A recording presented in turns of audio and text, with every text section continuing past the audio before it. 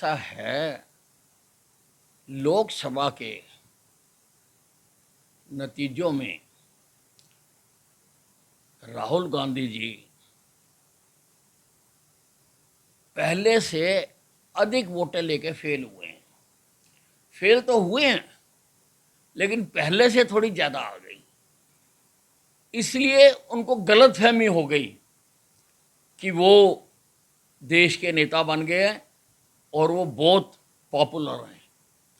उन्होंने अपनी लोकप्रियता चेक करनी है, तो मेरे मुकाबले में हम बालाकंड से चुनाव लड़के देखेंगे। अनिल विज जी की स्टेटमेंट सोचने पर मजबूर करती है कि भाजपा का क्या रहा अब की बार। हर कोई जानता है कि भाजपा अब की बार पास तो हुई, लेकिन पहले से बहुत कम मार्क्स के साथ। तो यही कहा जाएगा, जैसे कि कई अखबार की हेडलाइंस ने भी कहा, कि अब की बार भाजपा फेल रही थी और भाजपा के साथ फेल रहा भाजपा का जो नेतृत्व था, मोदी जी का मैजिक था, उनका जो नैरेटिव था और उनकी जो एक हम कहेंगे कुमंशा थी हमारे संविधान में संशोधन करने की। वो क्यों ना विश्लेषण करके पहले इस बात पे कटाक्ष करे कि उनके जो नेता हैं, हमारे आदरणीय प्रधानमंत्री जी, पिछली बार वाराणसी की सीट से जहां 8 लाख के मार्जिन से जीते थे, क्यों वहां पर वो अब की बार 1 लाख से जीते हैं।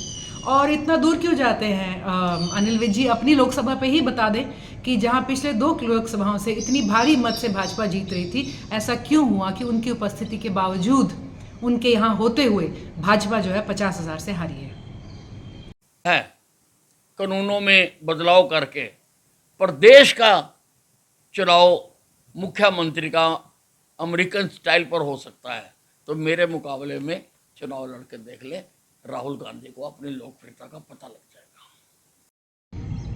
अनिल विज जी थोड़ा मुख्यमंत्री बनने की बहुत जल्दी में लग रहे हैं, इसीलिए मेरे ख्याल से इस तरह के कानूनों में संशोधन मांग रहे हैं, एक प्रेसिडेंशियल स्टाइल इलेक्शन मांग रहे हैं।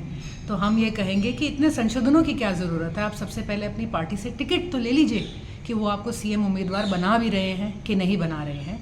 राहुल गांधी जी की लोकप्रियता के ऊपर पूरे देश ने एक स्टैंप लगाई है और इसको कोई भी किसी भी तरह से नकार नहीं सकता।